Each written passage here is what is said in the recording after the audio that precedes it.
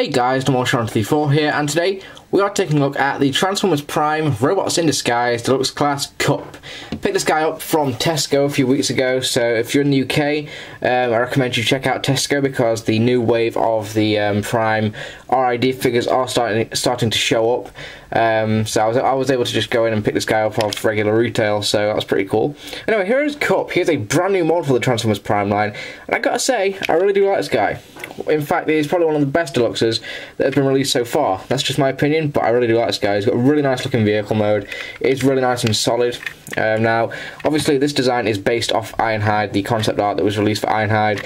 And unfortunately, we haven't actually got Ironhide yet. We got Kup, and Japan have got Ironhide in their ARMS Micron line. So, yeah, if you want Ironhide, you're going to have to import it, but that doesn't really matter to me.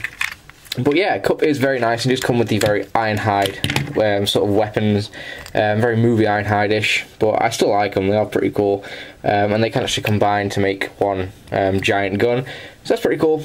And obviously you can peg them on there and stick them on another port here on the side, really up to you. He does have some fairly decent paint detail. He's got some really nice looking silver on the front, along with some painted grey on here, a bit of a lighter green. Now, the overall colour is just sort of it's a greenish colour, don't really know what you call it. More lighter green on the side. Now he doesn't have painted wheels, but that's okay, he's a truck, doesn't really matter. We have more painted grey on the back, and the windows are a translucent blue. So it does have some really nice paint detailing. Transformation for Kup is actually really fun. Do like transforming this guy. What I'm going to do, I'm going to grab this section here and just lift it all up like that, get that out of the way. Then what we're going to do is we are going to come around here, rotate out the arms like so, and we're going to come up here, sort of fold that out a little bit and sort of extend it like that. Then we can push that bit up. That will reveal his head just a little bit. Let's get the legs done first actually. Rotate the legs outwards just like that, come around here, fold that little piece out, there is his foot, flip that forward, same again on this side, rotate that piece out, rotate the foot around, and there are the legs like that.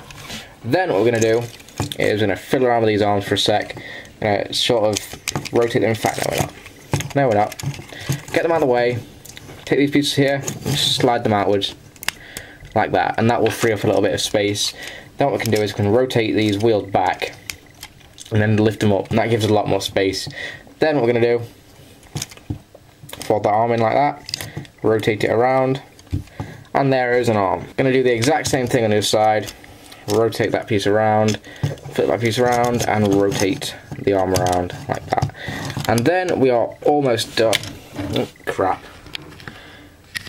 Sorry about that. Then what we're going to do is we're going to come around here, take this piece and flip it up like so. Make sure you don't tab it in just yet. Sort of, you have to fold this piece forward, but you have to make sure that these pieces are actually underneath the shoulder pads, and sometimes it can be a pain in the arse, but most of the time it goes in fairly nicely. Then we can peg that in there, then we can actually pull that down, that'll clip together, and there is his head.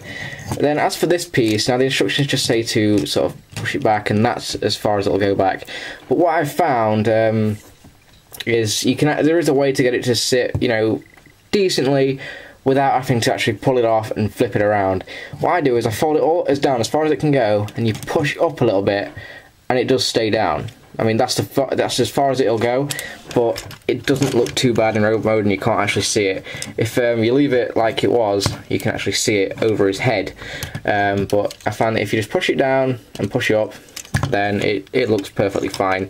But there is Kup in his robot mode. Now I've got to say, I really do like this robot mode. It's got a lot of character to it.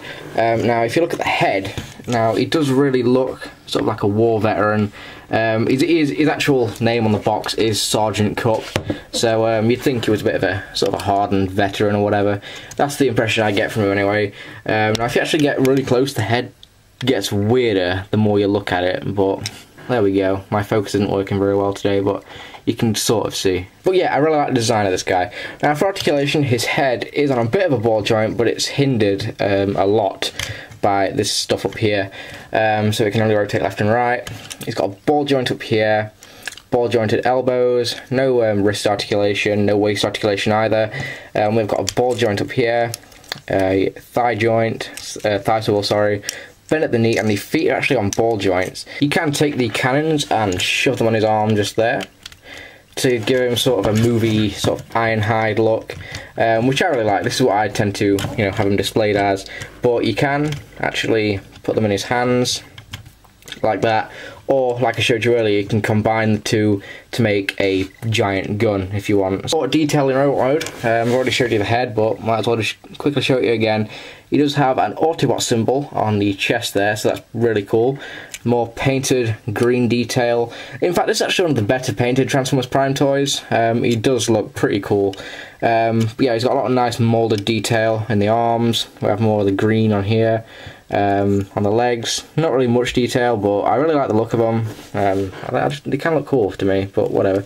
So he does have some fairly nice detail in his robot mode. Just for a quick size comparison, here he is next to the RID Hotshot figure, which is basically the Bumblebee mold, so I know that a lot of you will have this by now, just so you can get an idea of the size. Now, Kup is a fairly small deluxe figure. In vehicle mode, it's not as noticeable, but in robot mode, he is pretty small. Overall, Kup is a top-notch figure, and I really highly recommend you pick him up. If you see him on the shelves, don't pass him up. He is a very nice figure. So, I thank you guys for watching, and I'll see you guys in the next one. Take care.